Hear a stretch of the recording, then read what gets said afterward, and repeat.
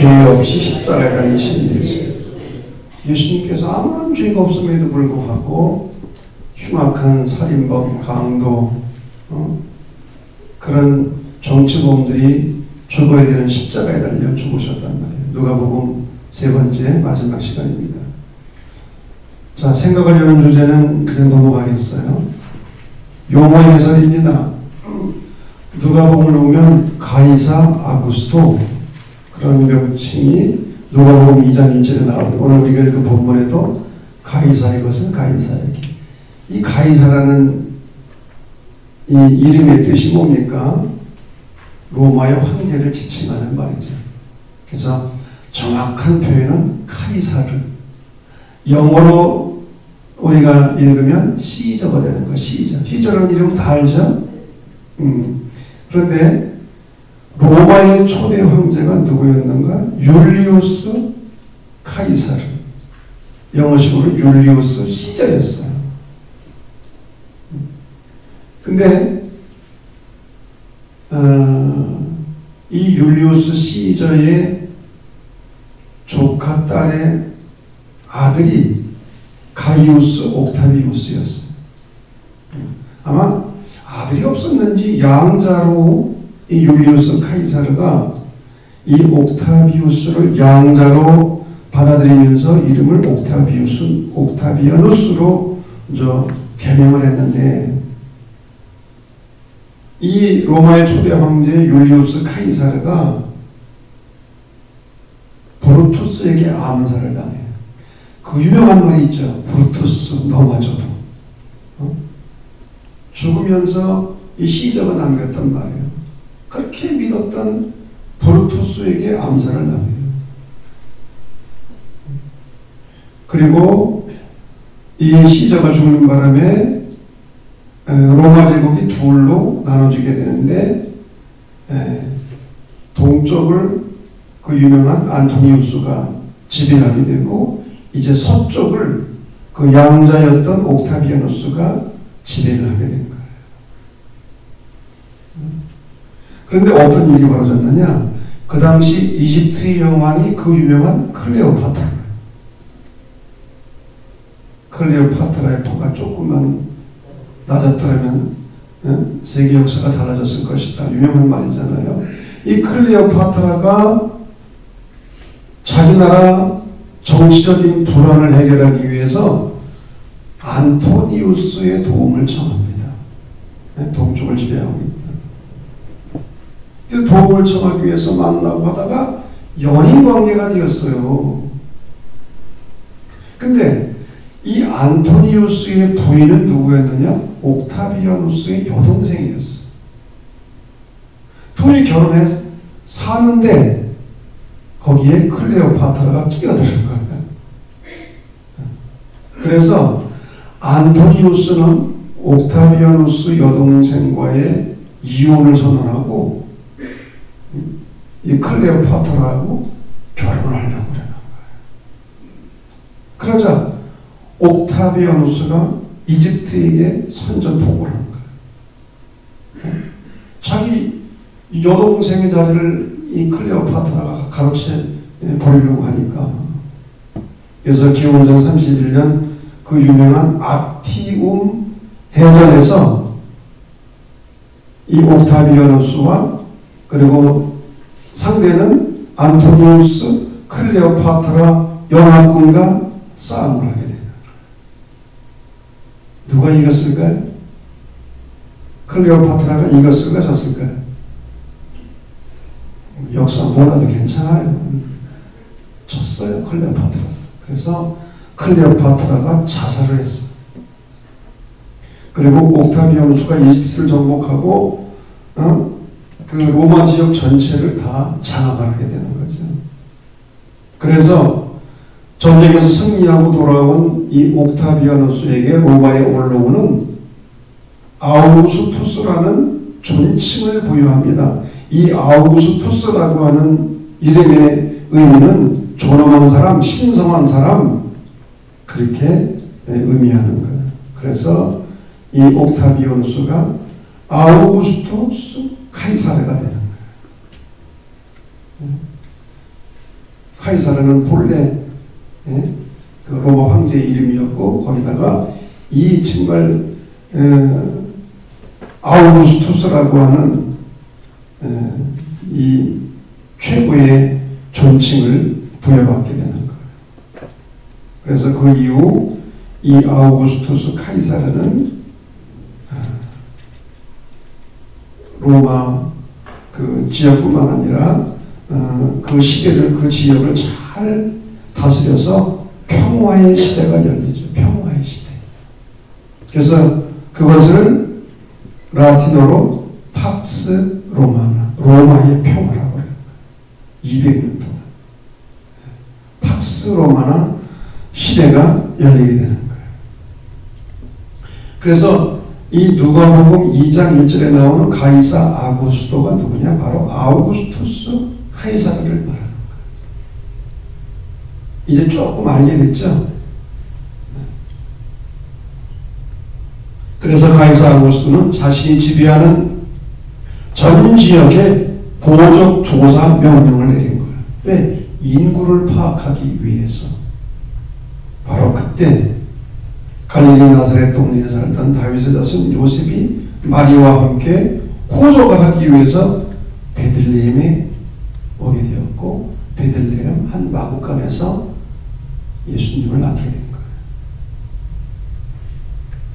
알았어요? 몰랐어요?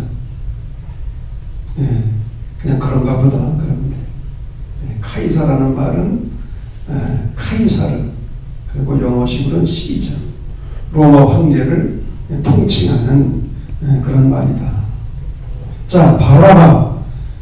이 바라바라고 하는 이름의 뜻은 아버지의 아들이라는 뜻인데, 예수님이 신문을 담을 때 로마 당국에 의해서 체포되어 감옥에 있던 거예요.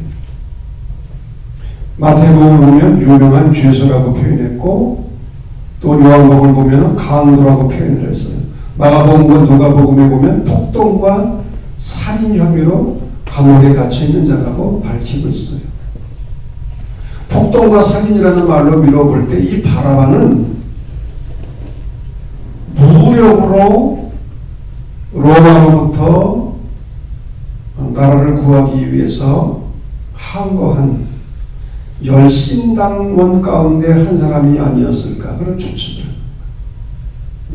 윤리적으로 도덕적으로 죄를 지었다기보다 로마 정부에 항거하다 보니까 가만둘 리가 있겠습니까?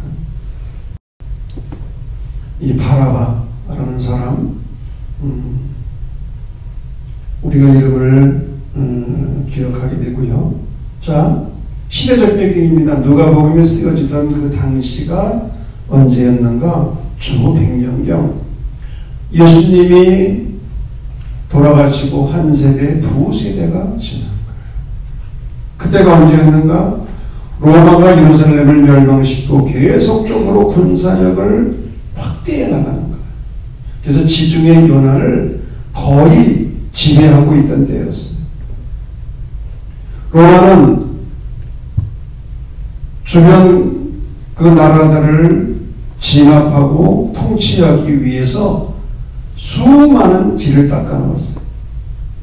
그래서 유명한 말이 나오게 됐죠. 모든 길은 어디로 통한다? 로마로. 거미줄처럼 로마는 도로를 잘 만들어 놓은 거예요. 그런데 그 길을 가장 잘 이용했던 사람들이 있어요. 누구였을까요? 복음 전도자들. 사도 바울을 비롯해서 로마가 닦아놓은 그 길을 가장 잘 이용했던 사람들은 초기 그리스도교의 복음 전도자들이었어요. 로마가 닦아놓은 그 길을 이용해서 각 곳으로 흩어져서 땅끝까지 복음을 전하려고 했던 거예요.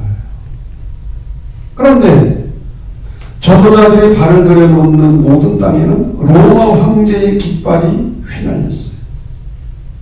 로마가 통치하고 있었으니까. 이런 상황에서 예수님을 그리스도로, 왕으로, 구세주로 전파하는 일은 절대로 쉬운 일이 아니었어요. 만약에 예수님이 로마 법정에서 유죄 판결을 받고 사형이 선고되어 십자가에 처형된 것이 알려질 경우에는 로마 세계에서 그리스도인이 된다는 것은 마치 로마 당국에 반역하는 것과 같은 인상을 주었어. 여러분 그렇지 않겠어요? 예수님이 로마 정부에 반역을 해서 십자가에 달려 죽으셨다. 그런 예수님을 만약에 전하게 된다면 그걸 받아들이겠냐 이거예요. 로마 정부의 반란을 하나 일으키는 것입니다. 이것은 복음을 전파하는 데 있어서 엄청난 장애물이었어. 그래서 누가는 이 장애물을 제거하기 위해서 두 가지를 강조하고 있어요. 두 가지. 첫째, 예수님이 로마 당국에 의해서 유죄 판결을 받고 처형된 것이 아니다. 예수님이 정치범으로 십자가에 달려 죽은 것이 아니라는 거예요. 그래서 로마를 대표하는 빌라도 총독도 예수님의 무죄를 선언했고 예수님이 무죄인 것을 알고 예수님을 방면하려고도 했고 그런 내용들이 들어있잖아요. 그리고 예수님을 죽인 일차적인 책임은 무엇보다도 유대 종교 지도자들에게 있다는 점을 강조하는 거예요. 사실 예수님은 그 당시 유대 종교 지도자들은 서기관, 바리새인 이런 사람들에 의해서 신성모독죄로 십자가에 못 박혀 죽임을 당하도록 했잖아요. 자, 이런 시대적인 배경 속에서 누가복음이 기록된 거예요. 다른 복음서와 달리.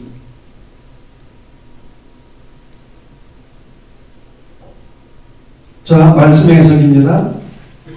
그래서 예수님의 활동은 비정치적이었다는 거예요. 예수님은 정치적으로 로마의 반란을 일으키고 그런 분이 아니라는 거예요.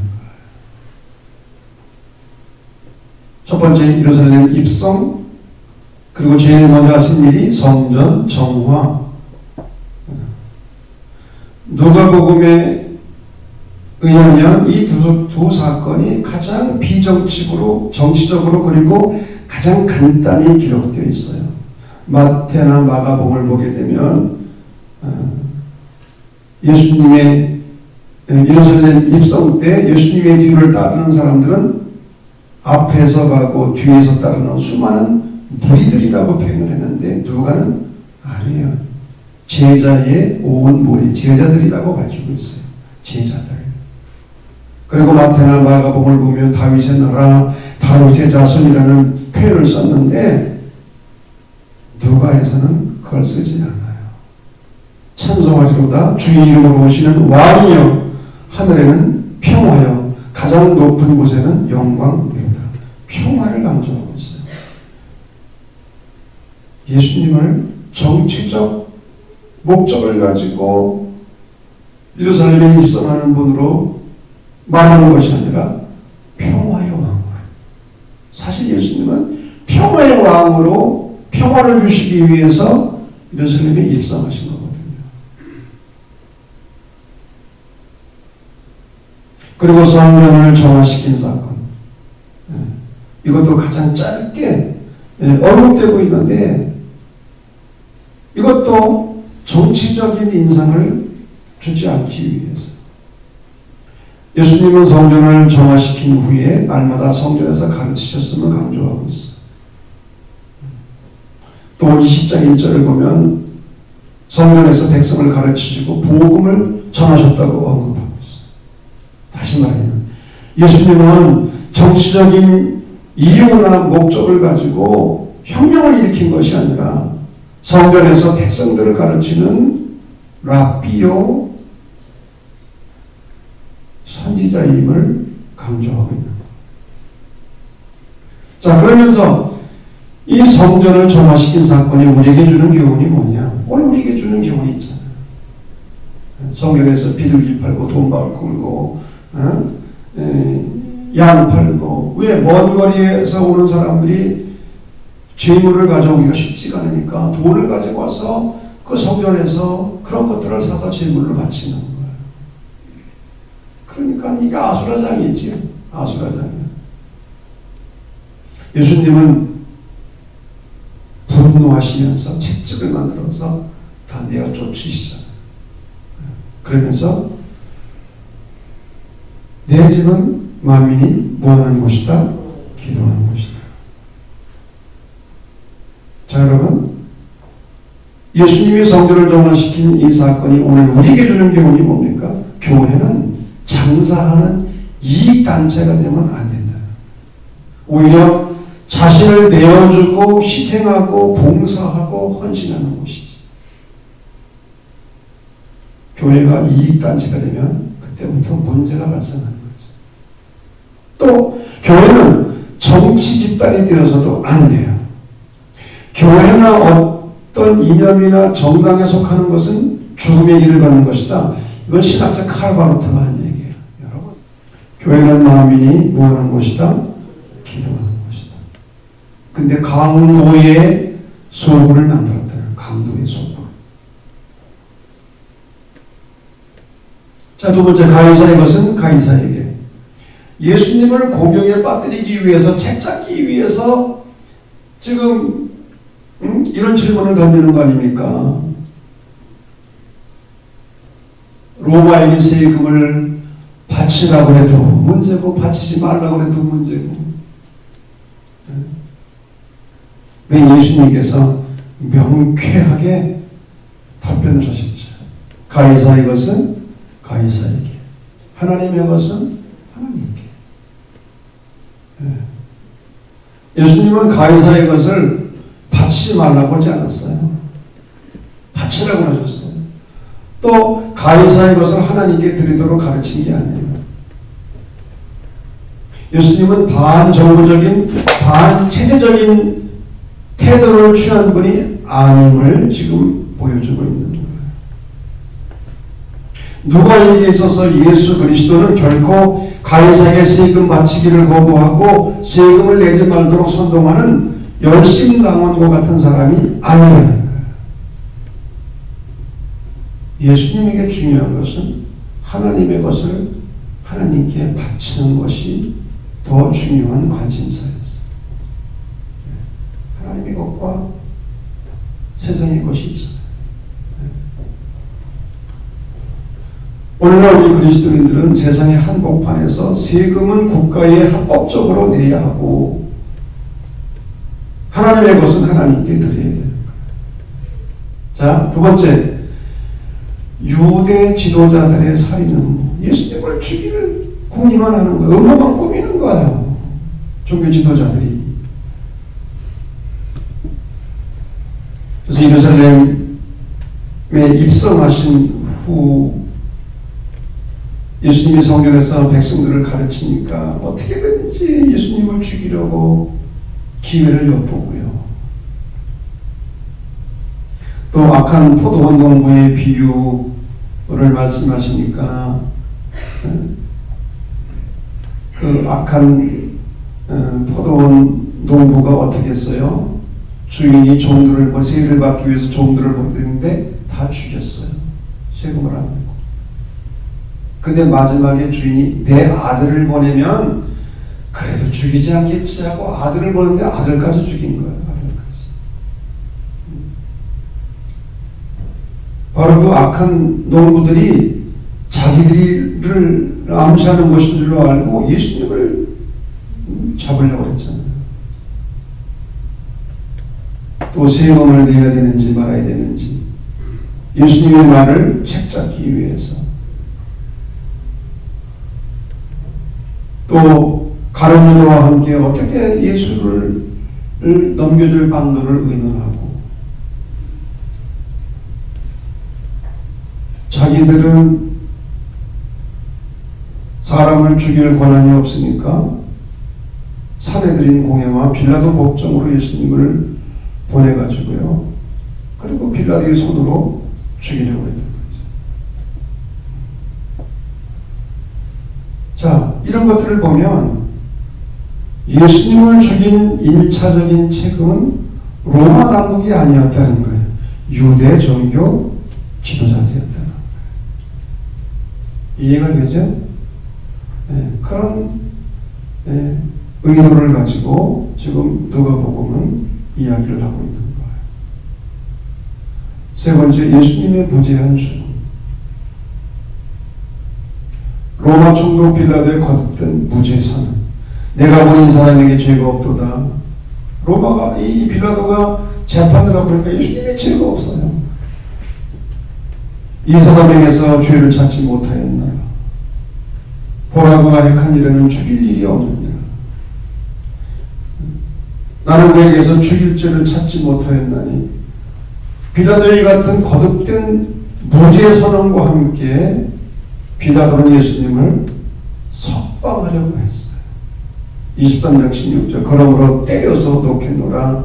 빌라도는 예수를 놓고자 하여 내가 그를 때려서 놓으리라.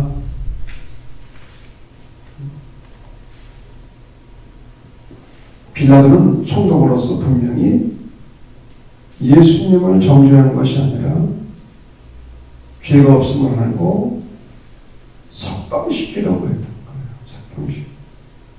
다시 말하면 예수님은 로마 당국에 의해서 고난을 받고 십자가에 못 박혀 죽으신 것이 아니었어요.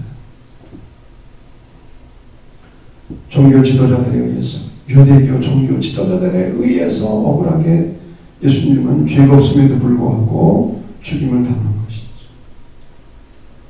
헤롯과 예수님의 문제, 헤롯도 마찬가지. 헤롯도 예수님에 대해서 관심이 많았어요. 정치적인 것이 아니었어요. 종교적인 것이었어. 왜? 헤롯은 분봉왕인데 예수님에 관한 소문을 들었고 예수님을 만나보기를 원했어요. 왜? 예수님이 행하시는 기적을 보기 위해서. 그렇게 쓰여져 있어. 23장 8절 말씀. 정치적인 목적으로 예수님을 만난 게 아니에요. 종교적인 목적이었어요. 예수님이 어떤 기적을 행하시는가 보고 싶어서. 누가가 이런 이야기를 전하는 목적은 예수님의 죽음을 비정치적인 죽음으로 소개하려고 하는데 있는 거예요. 예수님은 빌라도 총독이나 헤롯 왕으로부터 무죄함을 입증받았으나 오직 유대 종교 지도자들로부터만 죄인으로 고소를 당한 것으로 설명하는 거예요. 세 번째, 예수님이 십자가에 초형 당하시고 백부장이, 로마의 군인 백부장이 처음부터 끝까지 예수님의 십자가 죽음을 지켜봤어요. 근데 로마 백부장이 고백을 합니다. 이 사람은 정녕 의인이었도다. 다른 복음서를 보면 이 사람은 진실로 하나님의 아들이었다라고 종교적인 고백을 하는데 이 누가에서만 백부장의 선언이 비정치적 선언의 형태로 기록되는 거예요. 의인이었다. 아무런 죄가 없는 분이었다. 그리고 마지막 십자가에서 예수님은 7마디 말씀을 남기시고 운명하셨는데 그 7마디 말씀을 우리는 한마디로 말하면 가상칠언. 이 7마디 말씀 가운데 3말씀이 누가복음에 기록되어 있어요. 첫째가 아버지여 저들의 죄를 용서해 주십시오. 예수님은 십자가에 못 박는 원수들을 위해서 용서의 기도를 드리셨어요. 두 번째, 오늘 내가 나와 함께 낙원에 있으리라. 예수님의 우편 감동. 자기의 죄를 회개하고 당신의 나라에 임하실 때 나를 기억하소서. 구원을 요청했을 때 오늘 내가 나와 함께 낙원에 있으리라. 그리고 예수님이 마지막 남기신 말씀, 아버지야 내 영혼을 아버지 손에 부탁하나이다. 이것도 기도입니다. 이 기도. 누가는 예수님의 이 가상칠언을 소개하면서 두 말씀이 기도원 형식으로 되어 있음을 강조합니다. 기도. 그래서 누가복음의 특징이 기도복음이라고 그랬습니다. 누가를 보면 예수님의 기도 생활뿐만 아니라 기도에 관한 비유들이 엄청 많이 들어있어요. 예수님께서 마지막 남기신 말씀도 기도였어요. 기도. 누가는 기도하며 죽으시는 예수님의 모습이 정치적 지도자나 정치적 혁명가의 모습도 아니고 다만 종교 지도자의 모습임을 보여주려고 했던 거예요.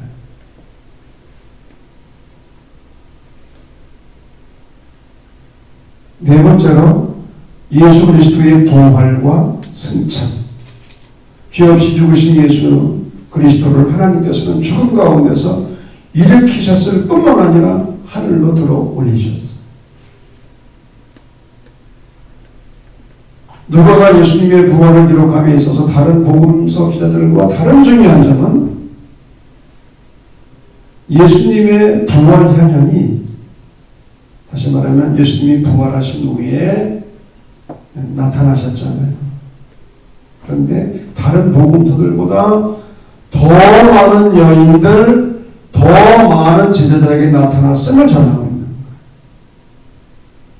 그리고 부활에 이어서 예수님의 승천 사실을 전해주고 있어요.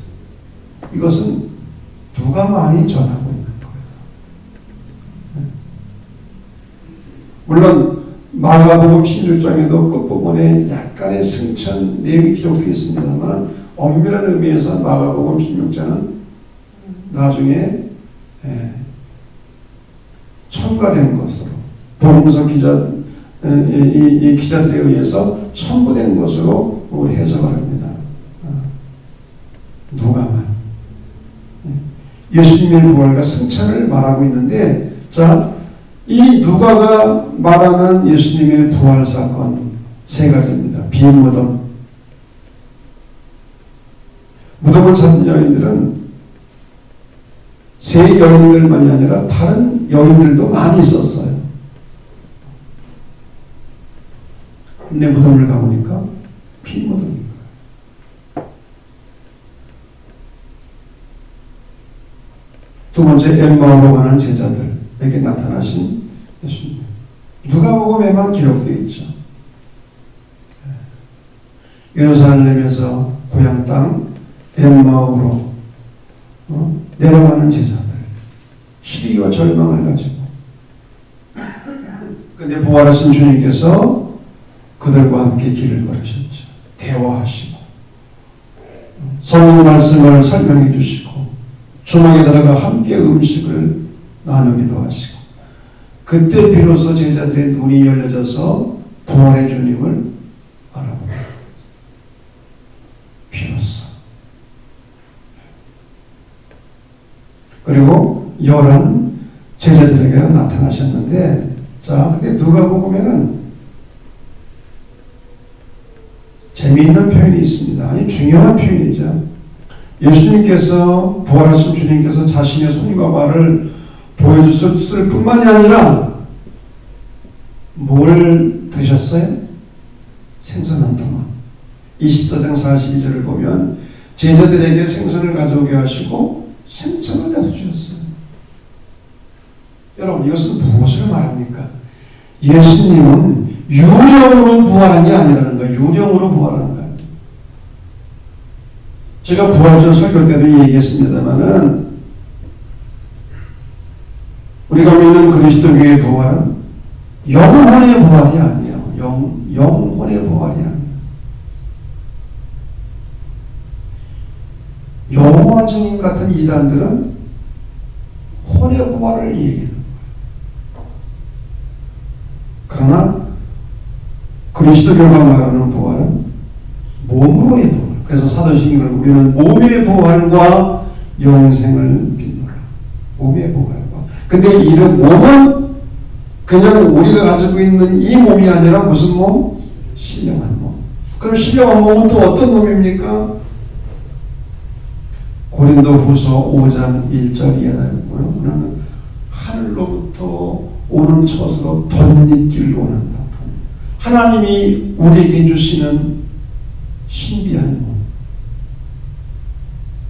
여러분 우리 이 몸이 부활한다면은 못생긴 사람들은 어떡할 거고, 예? 장애인들은 어떡할 거고, 병자들은 어떡할 거야?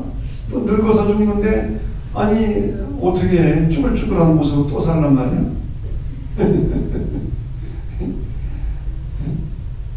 신령한 몸. 그래서 예수님이 생선한 도막을 찾으셨다. 유령이 아니라는 거예요. 예수님은 귀신이 아니라는 거예요. 부활하신 예수님. 그리고 승천하셨다고 하는 거. 24장 51절 저희를 떠나 하늘로 올려지셨다. 그리고 누가는 사도행전 1장 앞부분에서도 예수님의 승천 기사를 기록하고 있어요.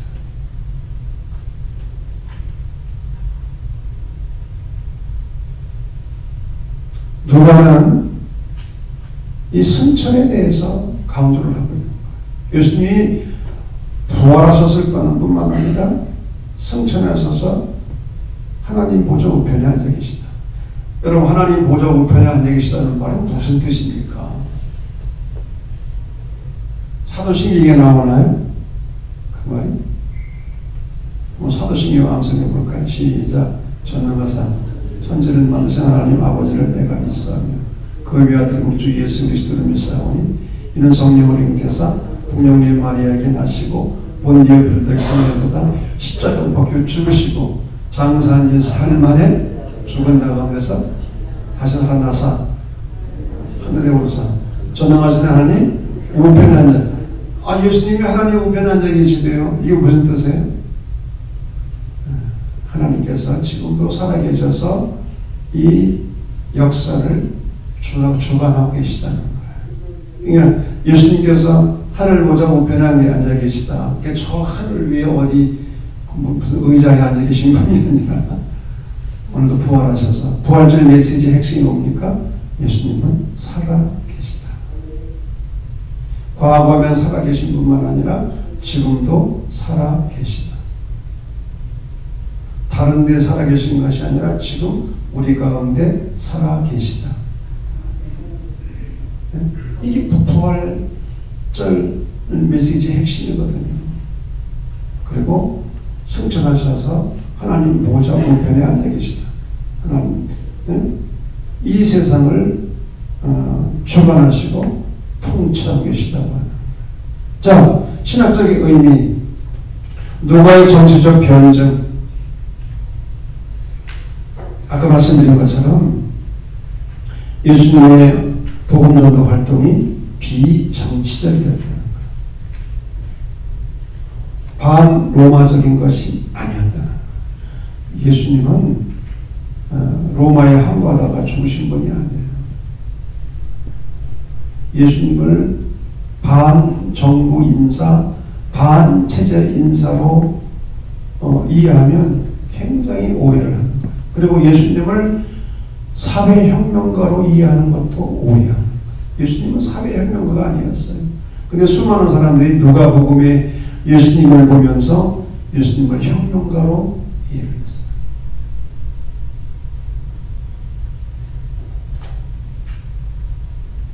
사도행전도 마찬가지. 아까도 말씀드렸지만 선교의 장애를 제거하기 위해서. 전도자들이 전하는 예수님이 로마 당국으로부터 정치적으로 유죄 판결을 받고 죄인으로 처형된 것으로 알려지게 되면, 또 그렇게 믿게 되면 로마가 통치하는 시대에서 누가 예수를 믿을 수가 있겠어요? 믿을 수가 없는 거지. 그래서 예수님은 정치적으로 무자였음을 강조하고 선언하는 거예요. 그래서 로마 당국과 그리스도교가 서로 적대적인 관계가 아니라 우호적인 관계에 있음을 알려주는 거예요. 이 누가는 여러분 선교에 관심이 많아요. 선교. 이방인을 위한 복음이니까 이방인들에게 복음을 전해드렸는데 이게 걸림돌리는 거야. 예수님을 정치적인 분으로 이해를 하게 되면 복음 전파에 큰 장애물이 돼. 지금도 마찬가지라니까. 지금 예수님은 절대로 반정부 인사, 반체제 인사가 아니고 사회혁명가가 아니에요. 그 이상이지.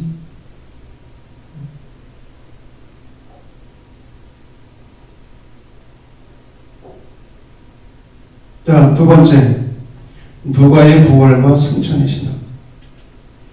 마가나 바울의 신앙을 가리켜 한마디로 십자가 신학이라고 한다면 누가의 신학은 영광의 신학이라고 말할 수 있어요.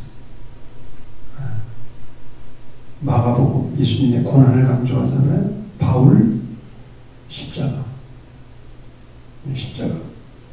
근데 누가를 영광의 신학이라고 하는 이유가 뭡니까? 예수님의 십자가 죽음보다 오히려 부활과 승천을 강조해요. 누가복음만이 아니라 사도행전에서도 마찬가지. 승천 사실을 기록하고 그리고 부활 승천하여 하나님 보호자 우편에 계신 분으로 묘사합니다. 여러분, 우리가 예수님을 이해할 때 두 가지가 있어요. 역사의 예수냐, 신앙의 그리스도냐. 역사적인 예수냐, 신앙의 그리스도냐. 다른 말로 말하면 갈릴리의 예수냐, 캐리그마의 그리스도냐. 이 역사 예수는 예수님의 삶, 예수님의 정신의 강조점을 두는 거예요. 그러나 신앙의 그리스도는 예수님께서 십자가에 죽으심으로 우리를 위해서 행하신 일에 관심을 갖는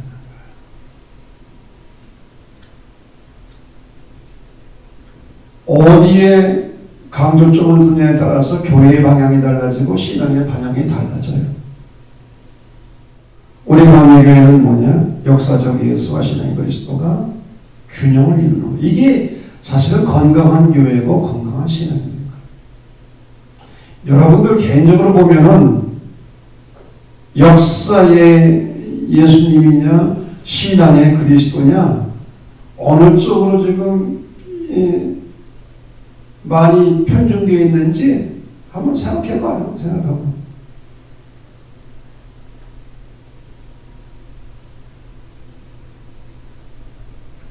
우리는 솔직히 말해서 예수님의 십자가의 대속의 은혜를 강조하고 예수님을 믿음으로 구원받는다고 강조하는데 그러다 보니까 예수님이 본을 보여줬던 삶, 예수님이 걸어가셨던 그 길을 따르려고 하는 모습이 부족한 거예요.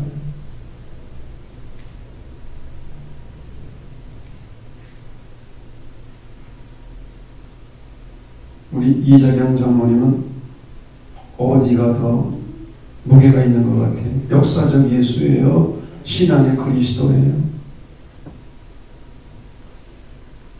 빨리 해요. 네?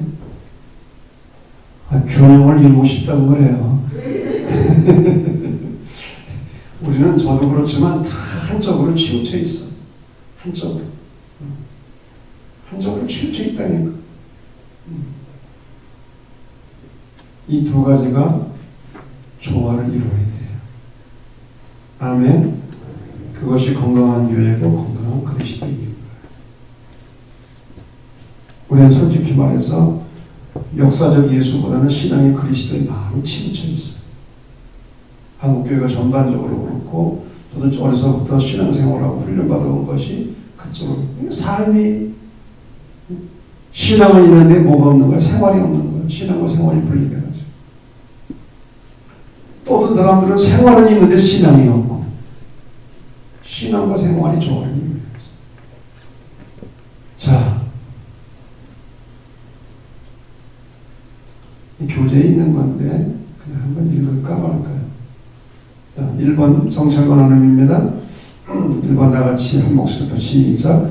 유대인들은 메시아를 대망하되 이스라엘의 정치적 독립을 가져올 수 있는 정치적 메시아에 우선적으로 관심을 가졌다. 따라서 인류의 죄를 대신 짊어지기 위해 성육신한 예수 그리스도의 행동 방식이 마음에 들 리가 없었다. 그래서 결국 그들은 구세주 예수를 십자가에 못 박는 데 앞장섰던 것이다. 복음은 결코 특정 지역, 특정 단체의 종속물일 수 없다. 그것은 언어와 이념의 장벽을 뚫고 온 세계에 풍만이 확산되어야 할 하나님의 은혜의 것이다. 특정 지역, 특정 단체의 종속물, 우리가 한쪽에 교회가 소속돼서는 안 된다는 거죠. 온 세계를 아우러야죠. 온 세계를. 우리가 민족의식을 가져야 되지만, 그러나 우리나라만 또 생각하면 안 되죠. 복음은 전 세계를 위한 것입니다. 두 번째, 시작. 유대 교권주의자들은 예수님에 의해 자신의 지위 및 지지 기반이 흔들리게 되자 수단과 방법을 가리지 않고 예수님을 잡아 죽이려 했다. 일시적인 기득권에 눈이 어두워져 주님을 받아들이지 못했다. 따라서 우리는 피조물의 어리석은 이기주의 때문에 창조주의 여건 없는 사람을 헤아리지 못해서는 안 될 것이다. 자신의 지위나 지지 기반이 흔들리니까 예수님을 잡아 죽이려 했던 거예요. 근데 우리는 걱정 못할 것 같아. 지지 기반도 없는데 뭐 그럴 이유가 뭐가 있어. 그러나 정치적으로 이용할 수 있어. 예수님을 정치적으로, 정치인들은 얼마든지 이용할 수 있는 거죠.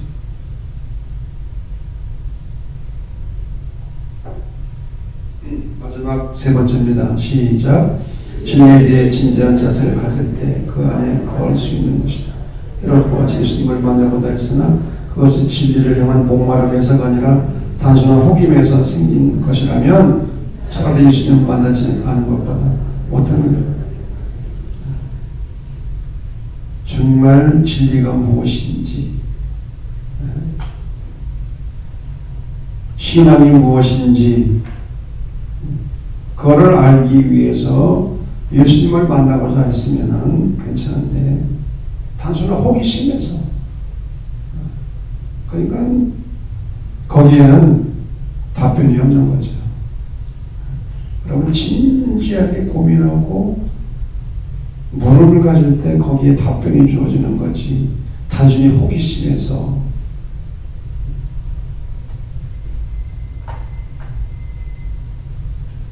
자, 누가복음 죄 없이 예수님이 십자가를 죽으신 분 결코 정치적으로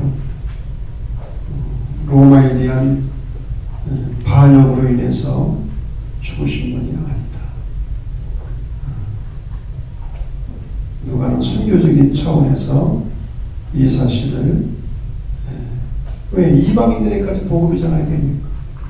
유대인들뿐만 아니라 로마가 지배하고 있는 그 이방 나라애들까지도 복음이 전달되도록 하기 위해서 이 선교의 장애물을 제거한 거예요. 선교의 장애.